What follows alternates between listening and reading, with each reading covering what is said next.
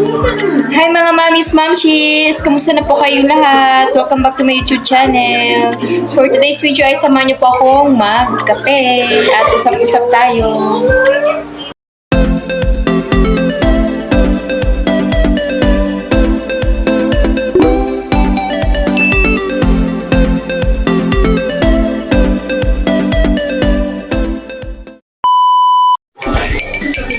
Kumusta na po yung New Year niyo po? Ano natin yan ng isa? Hello, Nay! Kape muna si Mama. Kape muna ako. Yes. Just laughed at this loss. Are you out of your mind? Yes, a person would never do that to their friends. Ina-flat ko yung tinatawas niya. Ganito din po ginagawa niya.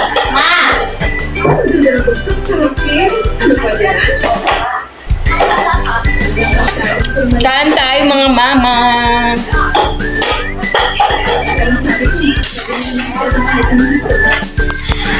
Pag mami kayo na talaga, ang dami nang gagawin. Dami mo nang gagawin. Ayan, check mo yung kanin kung luto na ba. Ayan, luto na yung kanin. Mamaya magluluto ako ng manok. So, nagwawala na yung aking anak. So, nagliligpit ako muna, nagwawalis. Ganyan po talaga pag mami ka na. Nagliligpit ka muna. Full time ma'am.